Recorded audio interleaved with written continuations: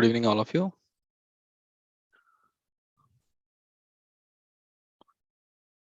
So we'll be starting now the 11th class NCERT, that is Statistics for Economics, collection of data, organization of data, presentation, measures of central tendency, measures of dispersion, correlation, index number, how to use the statistical tool.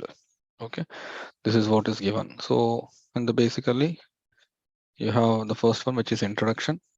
Studying the chapter should you know about the subject of economy is like understand how economics is linked with the study of economic activities in consumption, production, and distribution. So why economics? That means economics subject for you earlier classes school. So you know to read this. Told that subject is mainly around what Alfred Marshall, one of the founders of modern economics. So underline this part. Alfred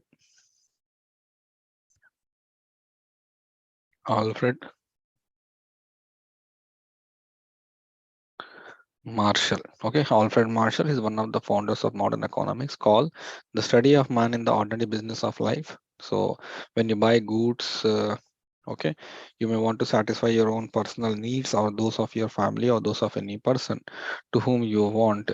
You're called as a consumer. One who is going to selling that good is called as a seller. So there is nothing more to read here. One point, Alfred Marshall. I'm repeating again. Alfred Marshall. So Alfred Marshall is the one who is actually one who founded the economics, modern economics. Producer is the one who's producing the good. Employee is the one who is working there as an employee. Okay. Employer is the one who when you employ somebody, okay, you are an employer. So employee is the one who is working. Employer is the one who is giving employment. So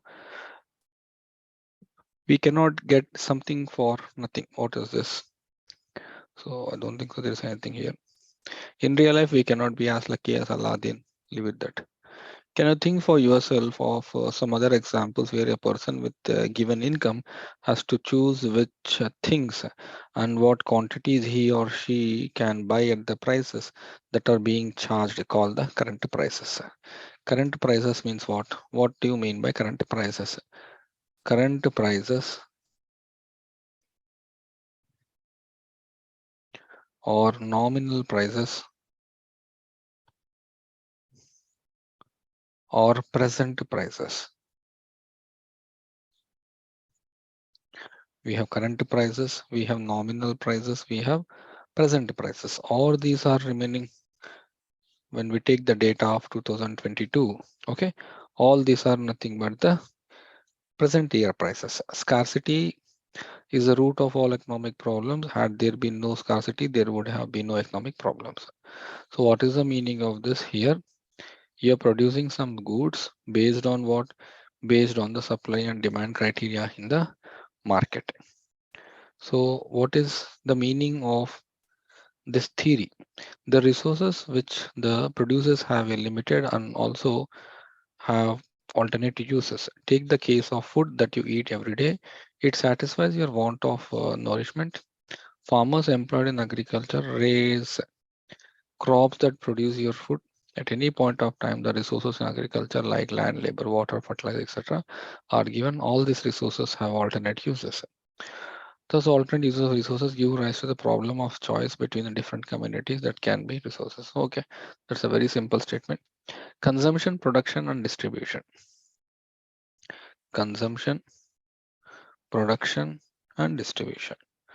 So a consumer consumes, producer produces, and distributes in the market. So supply and demand criteria. And what is the meaning here? For this, you need to know reliable facts about the diverse economic activities like production, consumption, and distribution.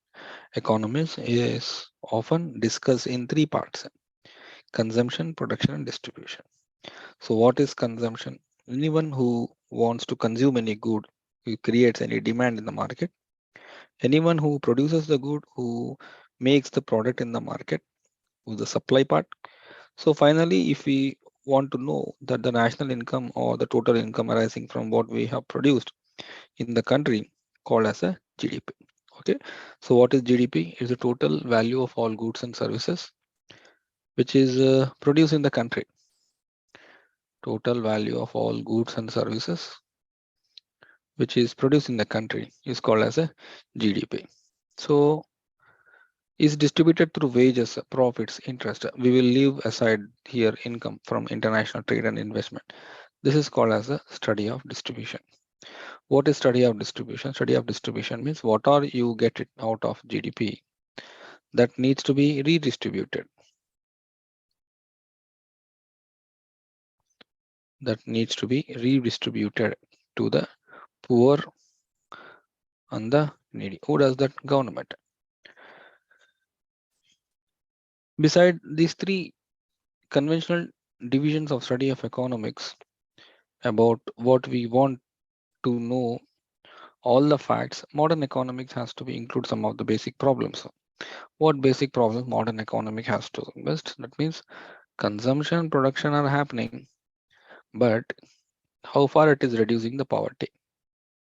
Production is happening, but how far it is promoting the environment. That means what? Consumption, production, will it reduce the poverty levels? Will it make any impact on the environment, etc.? Okay, so this is one thing which has to be incorporated in the new studies, what Alfred Marshall says. Now, in this, again, the same thing. Similarly, you hear of someone, you are going to be ordinary business cycle. Okay, this rotates. This is not needed. Now, economics here will touch. Economics is a study of how people and society choose to employ scarce resources that could have alternate uses in order to produce various commodities that satisfy their wants and to distribute them for consumption among various persons and groups in the society. That means economy is about production and consumption, how goods are produced in a very efficient manner. How goods are produced in an efficient manner. Okay, so that this could make an efficient use of the scarce resources, using them in an efficient manner, reaching the benefits to all the sections of the society. Statistics and economics, what do you mean by this? What do you mean by economic data? Anything which you want to know about the consumption, production, distribution, supply, demand, you want to go for economic data. Economic data is nothing but qualitative data. Economic data is nothing but the qualitative data. So you get poverty, you get human development index, you get per capita income. All these are qualitative data. Why do you need qualitative data? To analyze things. What is the percentage of the people who are in the backward? How much percentage are in poverty, etc. So making use of this data, what will you do? We'll analyze and bring some changes and try to progress with some policies, programs, schemes, subsidies, etc. That means what we are targeting, we are coming up with a few programs, plans, considering the data which is given by the government. What is statistics? Statistics means what? Any data which has got some empirical value. Empirical value means what? Empirical value means any data which I have got based on the testing. How will I get poverty data? I would have done some survey, some analysis, some assumptions. So any sort of data which has been, you have got it, empirical data which is tested at different places, and now it is a real data which needs to be applicable. So here we are concerned with the data from the field of economics. Most economic data are quantitative. For example, a statement in economics like the production of rice in India has increased from 39 million tons, 106 million tons. Okay, that means what I told you just now, poverty data has declined, HDI data has inclined, per capita income has come down. These are nothing but qualitative data. So you start comparing qualitative data, the previous record, so that you make analysis, what is best out of it. Next, is there anything here? Okay, now See, the qualitative data can be presented in a graphical form, diagrammatical form, tabular form. You can show it in the pie chart, showing variance, means, medians, modes, anything you can use it based on what, based on your requirement, how better you can produce things.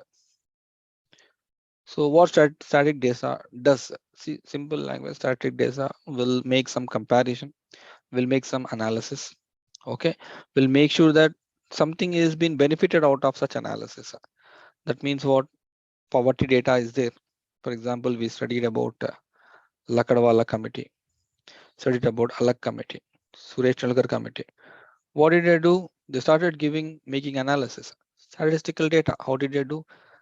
Empirical testing, retesting, and finally you believe that yes, it is going to help. So you produce such kind of data which could be helpful for the country.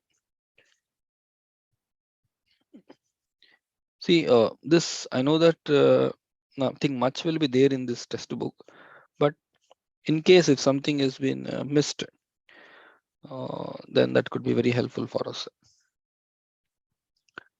Now,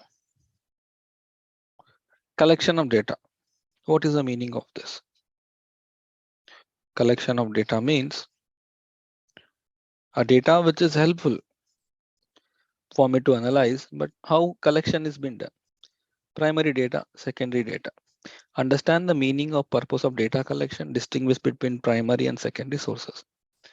Now, after many fluctuations, the output of wood grain rose to 132 million tons from 108, but fell to 108 million tons in so on. So production of food grains then rose continuously. What is this? In this statement, you can observe that food grain production in different years does not remain the same. Yes, it varies from year to year, but from crop to crop. As these values varies, these are called as variables. So everywhere you get a variable. Variable is not set of data which is limited to that particular understanding. Okay, so variable will help you to understand, to make qualitative research, economical research. Now, production of food grains he has given, data is a tool which helps in understanding problems by providing information. This is not needed. Now, you have to remember what is primary data.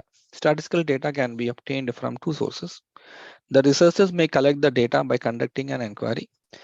This is called as an primary data. That means I'm going to make a field study. When I'll make a field study, that means I will go, I'll count number of houses. I will count number of people. I will have an oral discussion. And based on the oral discussion, I will understand first yes or no. That means, for example, COVID. See, primary data says head count.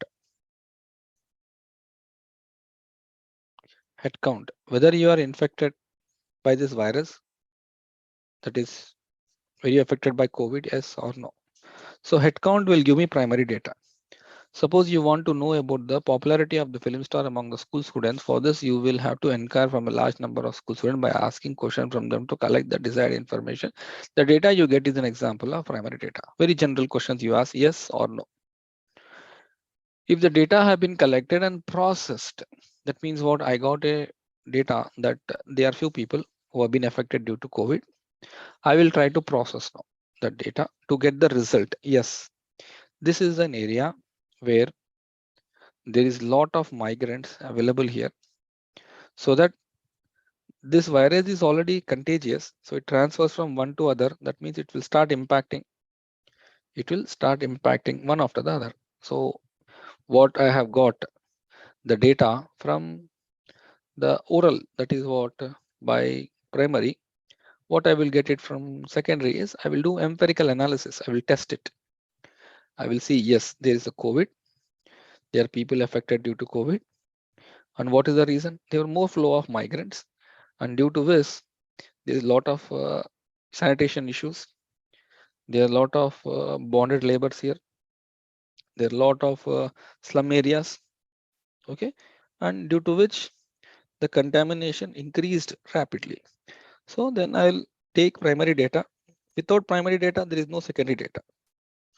Primary data is very much needed to make analysis with respect to the secondary data. So how do you collect the data? Data can be collected orally. Data can be collected based on some analysis. Okay. So what is that we'll see now. The purpose of survey is to describe some characteristics like price, quality, usefulness, and popularity.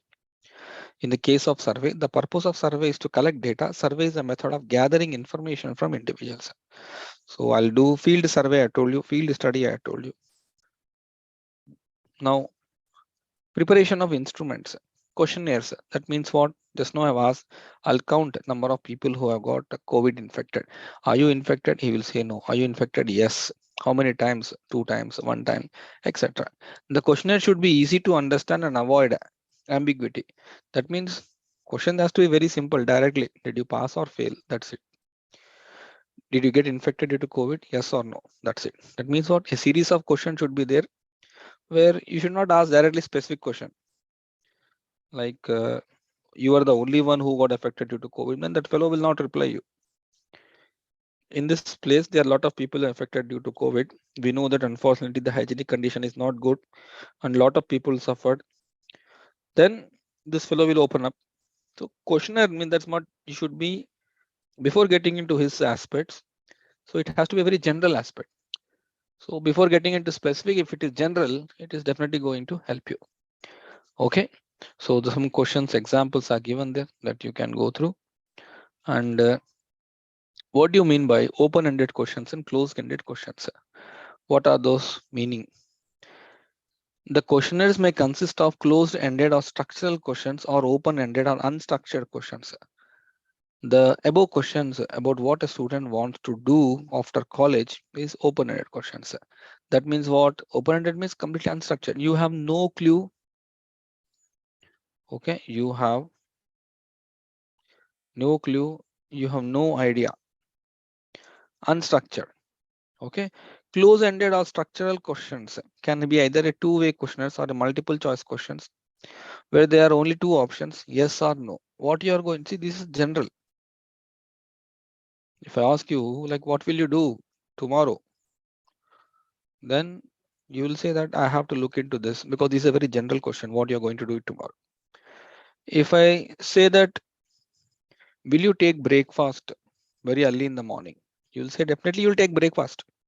But whether it is early in the morning, yes or no? Yes or no? No, it will take some time. Yes, it will take very early in the morning. Okay, this is called as like specific questions. Okay, and you should understand with the basis of yes or no. All right. So when there's a possibility of more than two options, multiple choices being very much affordable for the people. Okay. So just you go through that open-ended modes of direct correction. Personal interviews. Personal interviews are very important to understand a person's mindset.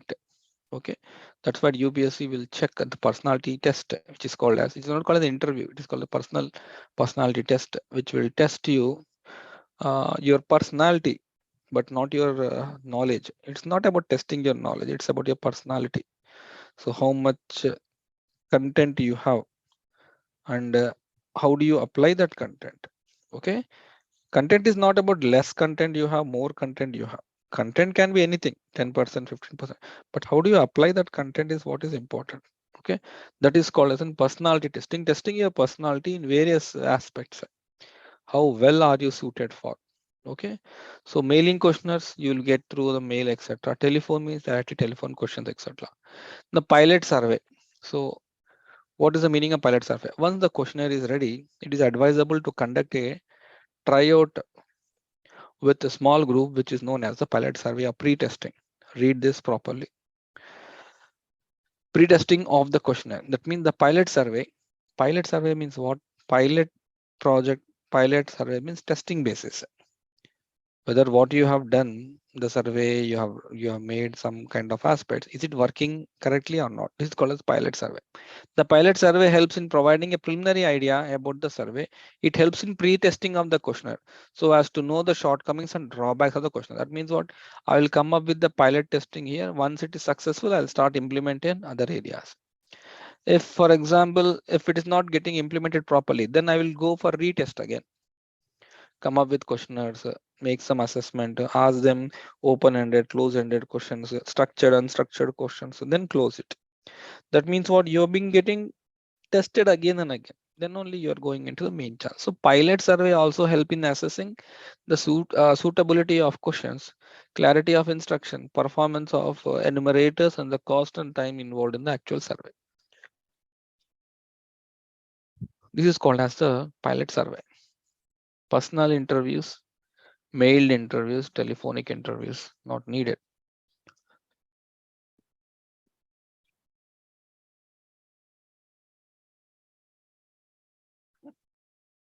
Okay, now remember here, this one small content. See, for example, if you take a case of census, which are collected by, published by Register General of India. The last census of India was in 2011. Okay, remember this Register General of India. Register General of India, who collects, who makes sure that this is being processed properly. According to census 2011, population of India was 121 crores, so which was 102 crores in 2001. So how much? Almost like 20 crores. There is an incline. Census 1901 indicated that the population of the country was 23 crores. Since then, today it is 120, 130, 140 crores. All right. So what is the meaning of this population? Population or the universe in statics means totally the item under the study. Okay. You need to go through all these things, find the survey of the whole. You need to go through all these things, not needed. Suppose you want to study the average income of people. This is also not needed.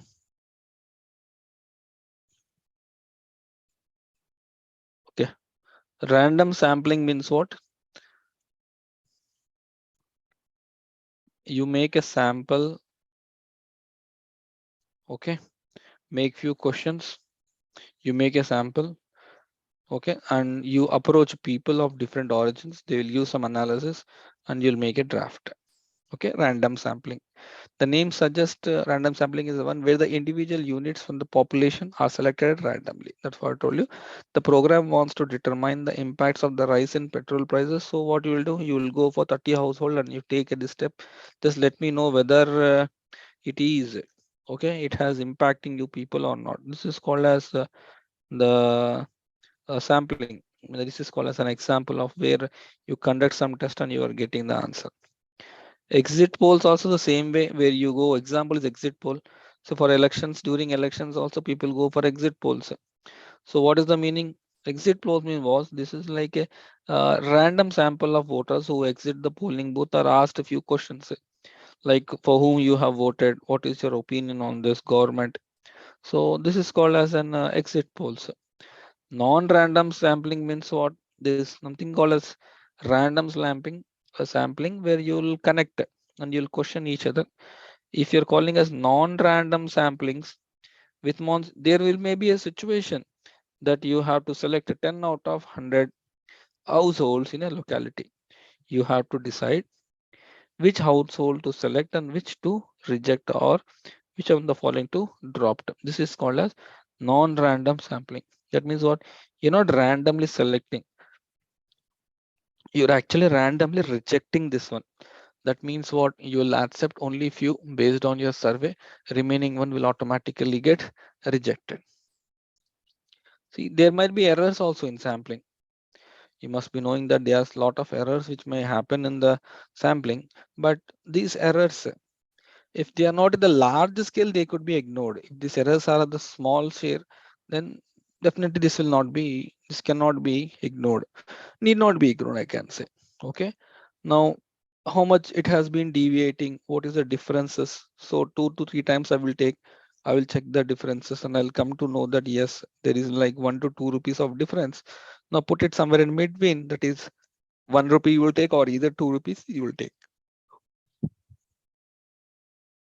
Non-sampling errors means like even you have made some sort of basic thing. Non-sampling errors are more serious than sampling errors because a sampling error can be minimized by taking a large sample, and it is difficult to minimize non-sampling errors even by taking a large sample. Okay, even a census can contain non-sampling errors. Some of the non-sampling errors are, now you link this. What are these non-sampling errors? Sampling bias. That means some definitely bias will be there. Sampling bias occurs when the sampling plan is such that some members of the target population could not possibly be included. That means what? You would have not done a proper survey there, or you have not taken the data properly, or those people would have not come to registered under the Ministry of Home Affairs. Any could be that reason. Based on that reason, some sampling bias or errors would have been done. Non-response errors. Non-response occurs if an interviewer is unable to contact a person listed in the sample, or a person from the sample refuses to respond. In this case, the sample observation may not be representative, which means what? Non-response errors. If an interviewer is unable to contact a person listed in the sample, that means what? There is some error and you have added the name of that person within the list and is not responding. That means you have to remove that. Errors in data acquisition. Errors in data acquisition means what? You would have taken some data based on your theoretical experience, but that data is not working. Okay, that means what? You would have, here he has given 13 instead of 31 if you have taken. This is also called as errors in data acquisition. Census of India and NSSO. Okay, now we have come to the very important topic. There are some agencies both at the national and state level to collect the, process and tabulate the statistical data. Some of the agencies at the national level are called Census of India, NSSO, okay, CSO, Registrar General of India, Director General of Commercial Intelligence and Statics, Labor Bureau, etc. These are the most, either they provide inflation data, or they provide the labor data, or they can also provide any other required data. Now, the Census of India provides the most complete and continuous demographic record of population. The census is being regularly conducted every 10 years since 1881, underline. The first census of the independence was conducted in 1951. So you have to remember 1881 first census which was conducted, 1951 post-independence. The census officials collect information on various aspects of population, such as they'll check the size, they'll check the density, sex ratio, literacy. They'll take the report from this government hospitals, government institutions. Okay, and because this is the most authentic data, NSS was established by the government of India to conduct national-wise survey, okay, on the agriculture, on infrastructure, on industrial, okay. So it continued the surveys, but based on the survey, the funds has to be released. If any survey has been conducted inefficiently, then it is actually going to impact the survey. Now, what is there here? Just one you have to remember.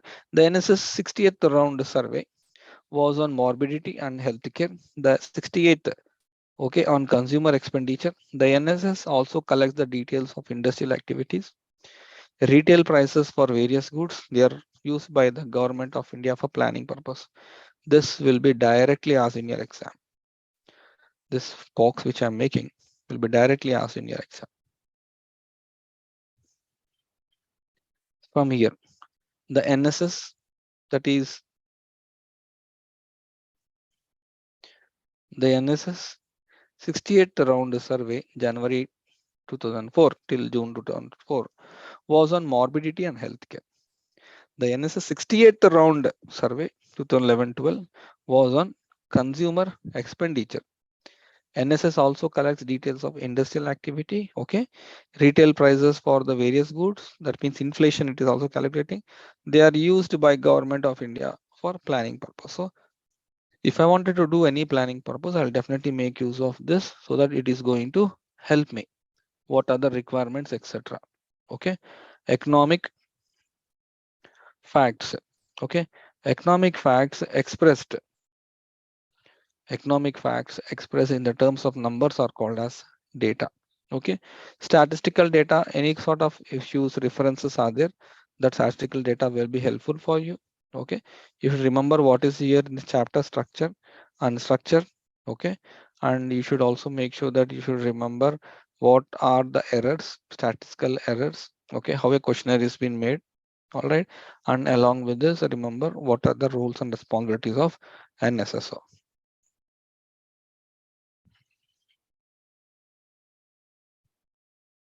Organization of data. Let me see if we could find anything here. Raw data.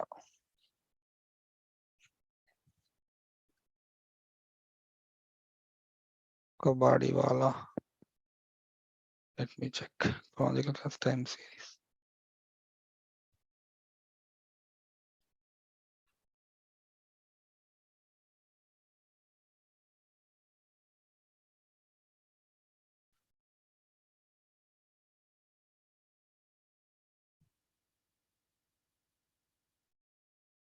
What you do is you take past 15 years of your UPSC question paper. See, nothing sample data, construct some sample data, nothing question. Nothing question has come in such a way how to construct sample data, how to take the sample data. But we don't want to miss even these textbook, because I just wanted to tell you that even I have not missed this book. That's the reason I am touching this book, because I don't know. See, there is nothing being given in this book. And when I teach, I don't in the classroom. I don't teach this book, because I know that this book is for those students to give some craft kind of work, art kind of work, where the group will be divided and some analysis will be made based on that. Okay. So I don't think so. Spatial calculations. All calculations, data, titles, so unit of measurements, geometric diagrams, bar diagrams, simple bar diagram. This I think you have done in school. Who has not done in school? Everyone has done in school. Pie charts, bar, component, bar diagrams. This nothing, I'm very sure. Nothing can be asked.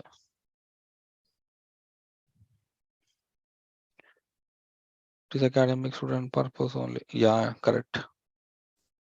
It is for academic student purpose only. Some work will be given and they will divide the data. What is mode, frequency, polygon. This we constructed in school, frequency, polygon and all. You will take a chart and you start building number of students. Okay, it will like big buildings we have. 1, 2, 3, 4, maths, science, social, Telugu, you got big marks. So you'll show like this, less marks, more marks, etc. Okay. So but let us see. Frequency, yeah, you used to show frequency like this, connecting the median, mid, mode.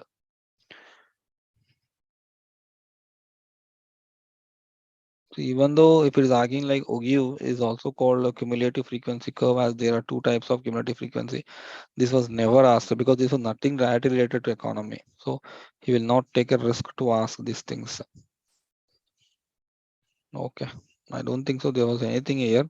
So what we'll do, so all the, see, first this I have taken because first to four I could get something for you people. Correlation, index number, use of statistical tool. I mean, like how to use a statistical tool. I don't think so there could be anything out of this. Among all qualitative data, man, like we basically see in budget in budget, see, we actually follow barbell strategy. Barbell strategy means equalizing both one, maintaining the both one, two, and expenditures from one side, receipts from one side, etc. And we follow on barbell strategy with agile model will follow. Agile model means what? We test from one end and we check the results on the other end. Okay. For example, you take a case of COVID.